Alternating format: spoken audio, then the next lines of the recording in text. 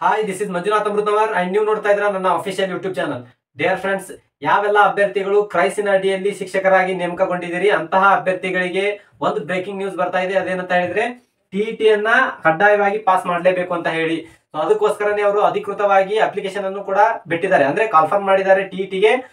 ಅಂತ ಎಲ್ಲಾ ಅಭ್ಯರ್ಥಿಗಳು ಅಧಿಕೃತವಾದಂತಹ ವೆಬ್ಸೈಟ್ ಗೆ ವಿಸಿಟ್ ಮಾಡಿ, ಅಂದ್ರೆ ಕ್ರೈಸಿನ ಅಧಿಕೃತವಾದಂತಹ ವೆಬ್ಸೈಟ್ ಗೆ ವಿಸಿಟ್ ಮಾಡಿ ನಿಮ್ಮ ಅಪ್ಲಿಕೇಶನ್ ಅನ್ನ ಆನ್ಲೈನ್ ಅಪ್ಲಿಕೇಶನ್ ಸಬ್ಮಿಟ್ ಮಾಡುವಂತ ಪ್ರೊಸೆಸ್ ಇದೆ. ಅಂತ ಅಪ್ಲಿಕೇಶನ್ ಅನ್ನ ಸಬ್ಮಿಟ್ ಮಾಡಿ ಎಕ್ಸಾಮ್ ಅನ್ನು ಕೂಡ ಅಟೆಂಡ್ ಮಾಡಬೇಕಾಗುತ್ತೆ. ಸೊ ಈ ಎಲ್ಲಾ ವಿಷಯದ ಕುರಿತು, ಅಂದ್ರೆ ಈ ಟಿಇಟಿ ಅಪ್ಲಿಕೇಶನ್ ಗೆ ಸಂಬಂಧಪಟ್ಟಂತಹ ಯಾವೆಲ್ಲ ಪ್ರೊಸೀಜರ್ ಫಾಲೋ ಅಪ್ ಮಾಡಬೇಕು ಅನ್ನೋದನ್ನ ಇನ್ ಡೀಟೇಲ್ ಆಗಿ ನಿಮ್ ಜೊತೆ ಡಿಸ್ಕಸ್ ಮಾಡ್ತಾ ಹೋಗ್ತೀನಿ. ಸೊ ಈ ಮಾಹಿತಿಯನ್ನ ಹಂಚಿಕೊಳ್ಳೋದಕ್ಕಿಂತ ಮುಂಚಿತವಾಗಿ ನನ್ನೊಂದು ರಿಕ್ವೆಸ್ಟ್ ಇದೆ. ಅದೇನಂತ ಹೇಳಿದ್ರೆ, ಯಾರೆಲ್ಲ ನನ್ನ ಚಾನಲ್ ಗೆ ಹೊಸದಾಗಿ ವಿಸಿಟ್ ಮಾಡಿದ್ರಿ, ದಯವಿಟ್ಟು ಚಾನಲ್ ಅನ್ನು ಸಬ್ಸ್ಕ್ರೈಬ್ ಮಾಡ್ಕೊಳ್ಳಿ, ಬೆಲ್ ಬಟನ್ ಕ್ಲಿಕ್ ಮಾಡಿ, ಅಲ್ಲಿ ಬರ್ತಕ್ಕಂಥ ಆಲ್ ಅನ್ನುವಂತ ಆಪ್ಷನ್ ಅನ್ನ ಸೆಲೆಕ್ಟ್ ಮಾಡಿದ್ರೆ ನಾವು ಮಾಡುವಂತಹ ರೆಗ್ಯುಲರ್ ಕ್ಲಾಸಸ್ ಗಳು ಬಂದು ನಿಮಗೆ ನೋಟಿಫೈ ಆಗ್ತಾ ಇರುತ್ತೆ. ಹಾಗೇನೆ ಈ ವಿಡಿಯೋನ ನಿಮ್ಮ ಎಲ್ಲಾ ಫ್ರೆಂಡ್ಸ್ ಸರ್ಕಲ್ಗೂ ಕೂಡ ಶೇರ್ ಮಾಡಿ, ಅದ್ರ ಜೊತೆಗೆ ಲೈಕ್ ಮಾಡೋದನ್ನ ಮರಿಬೇಡಿ. ಏನಾದ್ರು ಡೌಟ್ಸ್ ಗಳಿದ್ರೆ ವಿಡಿಯೋನ ಪೂರ್ತಿ ನೋಡಿದಾದ್ಮೇಲೆ ಕಮೆಂಟ್ ಬಾಕ್ಸ್ ಅಲ್ಲಿ ನಿಮ್ಮ ಡೌಟ್ಸ್ ಗಳನ್ನು ಡ್ರಾಪ್ ಮಾಡಿ, ಸಾಧ್ಯವಾದಷ್ಟು ಅದಕ್ಕೆ ಆನ್ಸರ್ ಅನ್ನ ಮಾಡುವಂತಹ ಪ್ರಯತ್ನವನ್ನು ಕೂಡ ಮಾಡ್ತೀವಿ.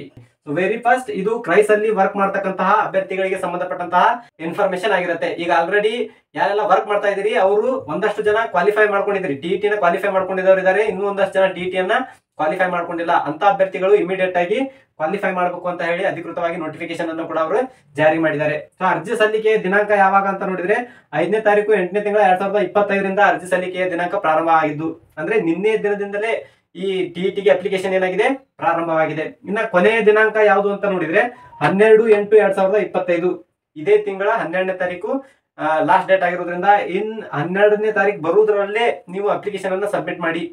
12ನೇ ಅಂದ್ರೆ ಕೊನೆಯ ದಿನಾಂಕ ಹೋಗಿ ನೀವು ಅಪ್ಲಿಕೇಶನ್ ಸಬ್ಮಿಟ್ ಮಾಡ್ತಾ ಹೋದ್ರೆ ಅದು ಪ್ರೊಸೆಸ್ ಏನಾಗುತ್ತೆ, ಸರ್ವರ್ ಬ್ಯುಸಿ ಆಗಿ ನಿಮ್ಮ ಅಪ್ಲಿಕೇಶನ್ ಸಬ್ಮಿಟ್ ಆಗದೆ ಇರಬಹುದು. ಅದಕ್ಕೋಸ್ಕರ ಆ ದಿನಾಂಕಿನ ಒಳಗಡೆ ನೀವು ಅಪ್ಲಿಕೇಶನ್ ಅನ್ನ ಸಬ್ಮಿಟ್ ಮಾಡಿ. ಇನ್ನು ಪರೀಕ್ಷಾ ದಿನಾಂಕ ಯಾವಾಗ ಅಂತ ಹೇಳಿದ್ರೆ 24/8/2025, 24ನೇ ತಾರೀಕಿಗೆ, ಅಂದ್ರೆ ಇದೇ ತಿಂಗಳ 24ನೇ ತಾರೀಕಿಗೆ ಎಕ್ಸಾಮ್ ಅನ್ನ ಕಂಡಕ್ಟ್ ಮಾಡ್ತಾ ಇದ್ದಾರೆ. ಸೊ ವೆರಿ ಫಾಸ್ಟ್ ಆಗಿ ನಡೆಯುತ್ತೆ. ಇದೇ ತಿಂಗಳ ಏನು ಅಪ್ಲಿಕೇಶನ್ ಇದೇ ತಿಂಗಳಲ್ಲೇ ಅಪ್ಲಿಕೇಶನ್ ಕ್ಲೋಸ್ ಆಗುತ್ತೆ, ಆನ್ಲೈನ್ ಅಪ್ಲಿಕೇಶನ್ ಸಬ್ಮಿಟ್ ಮಾಡೋದು ಕ್ಲೋಸ್ ಆಗುತ್ತೆ.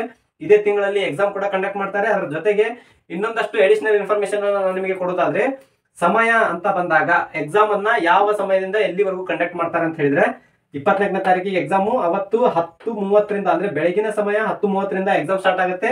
1 ಗಂಟೆವರೆಗೂ ಕೂಡ ನೀವು ಎಕ್ಸಾಮ್ ಅನ್ನ ಬರೀಬೇಕಾಗುತ್ತೆ. ಇದು ಪೇಪರ್ 2 ಮಾತ್ರ, ಪೇಪರ್ 1 ಅಲ್ಲ, ಇದು ಪೇಪರ್ 2 ಮಾತ್ರ. ಯಾಕಂದ್ರೆ 6ರಿಂದ 10ನೇ ತರಗತಿಗೆ ಏನ್ ಬೋಧನೆ ಮಾಡ್ತಾ ಇದ್ರಿ ಅಂತ ಅಭ್ಯರ್ಥಿಗಳು ಈ ಎಕ್ಸಾಮ್ ಅನ್ನ ಅಟೆಂಡ್ ಮಾಡಬೇಕಾಗಿರುತ್ತೆ. ಸೊ 2.5 ಗಂಟೆಗಳ ಕಾಲಾವಕಾಶವನ್ನ ನಿಗದಿಪಡಿಸಿರ್ತಾರೆ. ಈ 2.5 ಗಂಟೆಗಳ ಕಾಲಾವಕಾಶದಲ್ಲಿ ನೀವು 150 ಮಾರ್ಕ್ಸಿನ ಕ್ವಶನ್ ಪೇಪರ್ ಅನ್ನ ಸಾಲ್ವ್ ಮಾಡಬೇಕಾಗುತ್ತೆ. ಹಾಗಿದ್ರೆ ಆ 150 ಮಾರ್ಕ್ಸಿನ ಕ್ವಶನ್ ಪೇಪರ್ ಯಾವೆಲ್ಲ ವಿಷಯಗಳನ್ನ ಒಳಗೊಂಡಿರುತ್ತೆ ಸರ್ ಅಂತ ಕೇಳಿದ್ರೆ, ಭಾಷೆ ಒಂದು ಕಡ್ಡಾಯವಾಗಿರ್ತದೆ. ಇಲ್ಲಿ ನೀವು ನಿಮ್ ಫಸ್ಟ್ ಲ್ಯಾಂಗ್ವೇಜ್ ಕನ್ನಡ ಆಗಿದ್ರೆ ಫಸ್ಟ್ ಲ್ಯಾಂಗ್ವೇಜ್ ಕನ್ನಡ ಬರೀತೀರಿ, ಫಸ್ಟ್ ಲ್ಯಾಂಗ್ವೇಜ್ ಇಂಗ್ಲಿಷ್ ಆಗಿದ್ರೆ ಫಸ್ಟ್ ಲ್ಯಾಂಗ್ವೇಜ್ ಇಂಗ್ಲಿಷ್ ಅನ್ನ ಬರೀತೀರಿ. ಅದು 30 ಪ್ರಶ್ನೆಗಳನ್ನ ಹೊಂದಿರ್ತತಿ, 30 ಅಂಕಗಳಿರ್ತಾವು. ಇನ್ನ ಭಾಷೆ 2 ಅದು ಕೂಡ ಕಡ್ಡಾಯವಾಗಿರ್ತತಿ. ಭಾಷೆ 2 ಅಂತ ಬಂದಾಗ ಸೆಕೆಂಡ್ ಲ್ಯಾಂಗ್ವೇಜ್ ಇಂಗ್ಲಿಷ್ ಆಗಿರುತ್ತೆ, ಅಥವಾ ಕೆಲವೊಂದಷ್ಟು ಅಭ್ಯರ್ಥಿಗಳದ್ದು ಸೆಕೆಂಡ್ ಲ್ಯಾಂಗ್ವೇಜ್ ಕನ್ನಡ ಆಗಿರುತ್ತೆ.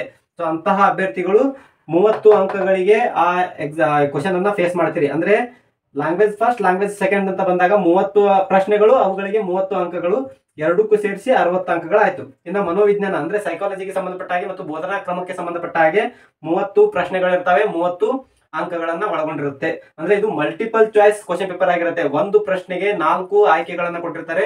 ಯಾವ್ದಾದ್ರು ಒಂದು ಆಯ್ಕೆಯನ್ನ ನೀವು ಸರಿಯಾದ ಆಯ್ಕೆಯನ್ನ ಆಯ್ಕೆ ಮಾಡ್ಕೋಬೇಕು.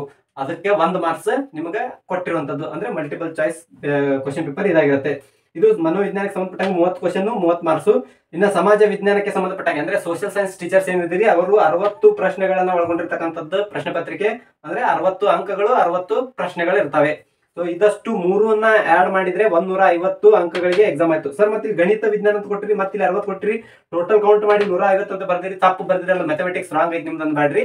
ಇಲ್ಲಿ ಏನಾಗಿದೆ, ಲ್ಯಾಂಗ್ವೇಜ್ 1, ಲ್ಯಾಂಗ್ವೇಜ್ 2 ಮತ್ತು ಸೈಕಾಲಜಿ, ಆಮೇಲೆ ಸಮಾಜ ವಿಜ್ಞಾನದ ಶಿಕ್ಷಕರ ಯಾರೆಲ್ಲ ಇದ್ದೀರಿ ಅವರಿಗೆ ಟೋಟಲ್ ಆಗಿ 150 ಮಾರ್ಕ್ಸ್. ಇಲ್ಲ ಸರ್ ನಾ ಸಮಾಜ ವಿಜ್ಞಾನ ಶಿಕ್ಷಕ ಅಲ್ಲ, ನಾನು ಮ್ಯಾಥ್ಸ್ ಟೀಚರ್ ಅದೀನಿ ಅಥವಾ ನಾ ಸೈನ್ಸ್ ಟೀಚರ್ ಅದೀನಿ ಅಂತ ಹೇಳಿದ್ರೆ, ಮ್ಯಾಥ್ಸ್ ಅಥವಾ ಸೈನ್ಸ್ ಗೆ ಸಂಬಂಧಪಟ್ಟಂತ ಅಭ್ಯರ್ಥಿಗಳು ಅಲ್ಲಿ ಇದರ ಬದಲಿಗೆ ನೀವು ಈ ಕ್ವಶನ್ ಗಳನ್ನ ಫೇಸ್ ಮಾಡ್ತೀರಿ. ಅಂದ್ರೆ ಅವ್ರಿಗೂ ಕೂಡ 60 ಮಾರ್ಕ್ಸಿನ 60 ಪ್ರಶ್ನೆಗಳನ್ನ ಒಳಗೊಂಡಿರ್ತಕ್ಕಂಥ 60 ಅಂಕಗಳ ಪ್ರಶ್ನೆ ಪತ್ರಿಕೆ ಇದಾಗಿರುತ್ತೆ.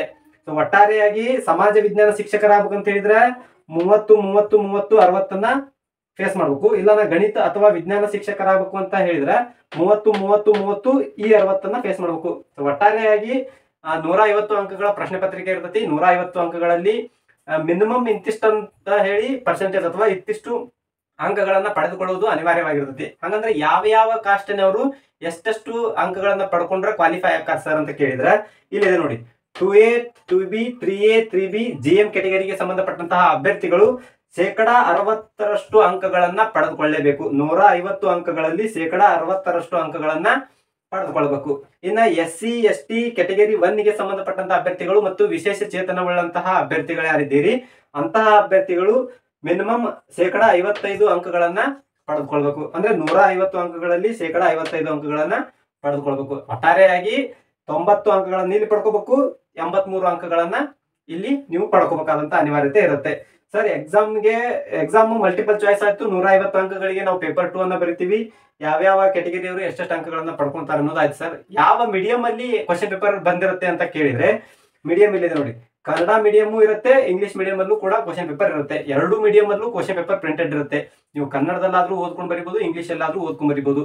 ಆದ್ರೆ ಅಪ್ಲಿಕೇಶನ್ ಹಾಕುವಂತಹ ಸಂದರ್ಭದಲ್ಲಿ ಈ ಎರಡು ಆಪ್ಷನ್ ಅನ್ನ ನೀವು ಇದ್ರಾಗ ಯಾವ್ದು ಚಾಯ್ಸ್ ಮಾಡ್ಕೊಂಡಿರ್ತೀರಿ ಅದರಲ್ಲೇ ನೀವು ಎಕ್ಸಾಮ್ ಅನ್ನ ಬರಿಬೇಕಾದಂತ ಅನಿವಾರ್ಯತೆ ಇರುತ್ತೆ. ಸೊ ಹಾಗಾಗಿ ಅಪ್ಲಿಕೇಶನ್ ಅನ್ನ ಹಾಕುವಂತ ಸಂದರ್ಭದಲ್ಲಿ ನೀನು ಕನ್ನಡ ಮೀಡಿಯಂ ಇದ್ದೀಯೋ ಅಥವಾ ಕನ್ನಡ ಮೀಡಿಯಂ ಕ್ವಶನ್ ಪೇಪರ್ ಬೇಕೋ ಅಥವಾ ಇಂಗ್ಲಿಷ್ ಮೀಡಿಯಂ ಕ್ವಶನ್ ಪೇಪರ್ ಬೇಕು ಅನ್ನೋದನ್ನ ಯೋಚನೆ ಮಾಡಿ ನೀವು ಆಯ್ಕೆಯನ್ನ ಮಾಡ್ಕೋಬೇಕಾದಂತ ಅನಿವಾರ್ಯತೆ ಇರುತ್ತೆ. ಸೊ ಅಂದಾಗ ಮಾತ್ರ ನೀವು ಆಯ್ಕೆ ಮಾಡ್ಕೊಂಡಿರುವ ಮಾಧ್ಯಮದಲ್ಲಿ ನೀವು ಆ ಕ್ವಶನ್ ಪೇಪರ್ ಅನ್ನ ಬಿಡಿಸ್ತಾ ಹೋಗ್ಬೋದು. ಸೊ ಇದಷ್ಟು TET ಅಪ್ಲಿಕೇಶನ್ ಗೆ ಸಂಬಂಧಪಟ್ಟಂತಹ ವಿಷಯವಾಯಿತು. ಇನ್ನ ಎಕ್ಸಾಮ್ ಎಲ್ಲಿ ನಡೀತೈತಿ ಅಂತನೂ ಕೂಡ ಅವರು ಇನ್ ಡೀಟೇಲ್ ಆದಂತಹ ನೋಟಿಫಿಕೇಶನ್ ಅನ್ನ ಬಿಟ್ಟಾರ. ಸೊ ನಿಮ್ಗೆ ನೋಟಿಫಿಕೇಶನ್ ಬೇಕು ಅಂತ ಹೇಳಿದ್ರೆ ಕ್ರೈಸಿನ ಅಧಿಕೃತವಾದಂತಹ ವೆಬ್ಸೈಟ್ ವಿಸಿಟ್ ಮಾಡಿ, ಅಲ್ಲಿ ಆ ನೋಟಿಫಿಕೇಶನ್ ಇದೆ. ಆ ನೋಟಿಫಿಕೇಶನ್ ಅನ್ನ ಒಂದ್ಸಾರಿ ಪೂರ್ತಿಯಾಗಿ ಡೀಟೇಲ್ ಆಗಿ ಓದ್ಕೊಂಡು ಆಮೇಲೆ ಅಪ್ಲಿಕೇಶನ್ ಅನ್ನ ಸಬ್ಮಿಟ್ ಮಾಡಿ. ಆ ರೀತಿ ಏನಾದ್ರು ಗೊಂದಲಗಳು ಕ್ರಿಯೇಟ್ ಆದ್ರೆ ಈ ವಿಡಿಯೋನ ಪೂರ್ತಿ ನೋಡಿದಾದ್ಮೇಲೆ ನಿಮ್ಮ ಗೊಂದಲಗಳು ಅಥವಾ ನಿಮ್ಮ ಡೌಟ್ಸ್ ಗಳನ್ನ ಕಮೆಂಟ್ ಬಾಕ್ಸ್ ಅಲ್ಲಿ ಡ್ರಾಪ್ ಮಾಡಿ, ಅದಕ್ಕೆ ಸಂಬಂಧಪಟ್ಟಂತ ಆನ್ಸರ್ ಕೊಡುವಂತಹ ಪ್ರಯತ್ನವನ್ನು ಕೂಡ ನಾವು ಮಾಡ್ತೀವಿ.